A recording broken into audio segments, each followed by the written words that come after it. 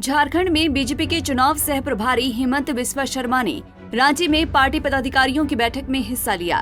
रांची पहुंचने पर बीजेपी कार्यकर्ताओं ने शर्मा का जोरदार स्वागत किया। उनके साथ बीजेपी के राज्यसभा सांसद दीपक प्रकाश भी मौजूद रहे।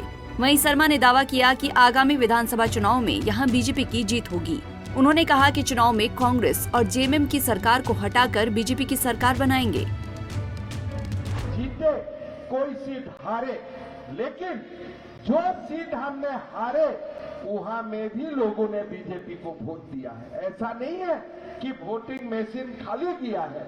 हर सीट में हमें जो सीट जीता तो जीता, लेकिन अगर कोई सीट हम हारे वो सीट में भी लोगों ने बीजेपी को वोट दिया है और बहुत जोर से वोट दिए थे। इसीलिए हमारा कार्यकर्ता का जोश और हमारा कार्यकर्ता का कॉन्फिडेंस बरकरार रहना चाहिए और यही कॉन्फिडेंस से हम आगे वाला चुनाव में कांग्रेस को भी जेएमएम को भी झारखंड का सरकार से विदाई करूंगा और बीजेपी का सरकार बनाऊंगा, यही हमारा संकल्प है। वहीं शर्मा ने पूर्व मुख्यमंत्री चंपई सोरेन की जमकर तारीफ की। शर्मा ने कहा कि मुख्यमंत्री रहते चंपई सोरेन ने भ्रष्टाचार पर रोक लगाई थी, इसलिए हेमंत सोरेन ने मुख्यमंत्री के पद से उन्हें हटा दिया।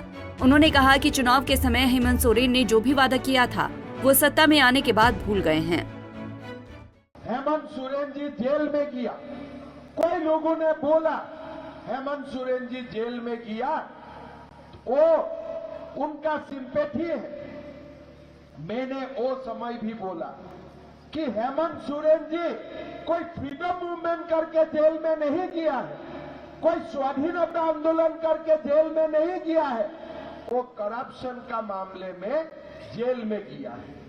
जेल से बाहर आया चंपई सोरेन जी, हो सकता है हमारा वो विरोध में है, हो सकता है वो हमारा पार्टी में नहीं है, लेकिन चंपई सोरेन जी ने एक सरकार चलाने का कोशिश किया। कम से कम वो खुद करप्टेड नहीं था और वो करप्शन में भी नहीं था।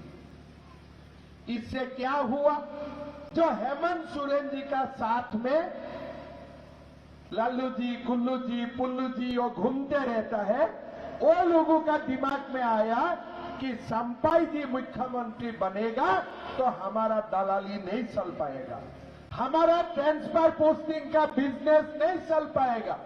तो इसीलिए हेमंत जी बाहर आके पहला क्या किया, चंपई जी को बोला कि आप कुर्सी खाली कीजिए, कुर्सी में मुझको ही बैठना है। मतलब क्या है, ये कोई आदिवासी का नेता नहीं है, कोई जनजाति का नेता नहीं है, कुर्सी का पीछे घूमने वाला ही वो नेता है, बाकी और कुछ भी नहीं है। ये चंपई जी को कुर्सी से हटा के उन्होंने प्रूफ कर दिया। भाई और बहनों, मैंने चंपई जी का ट्वीट पढ़ता था। कोई जगह में कोई लोगों का बीमार होते हैं और तुरंत ट्वीट कर देते थे कि डीसी महोदय उसका ट्रीटमेंट कीजिए।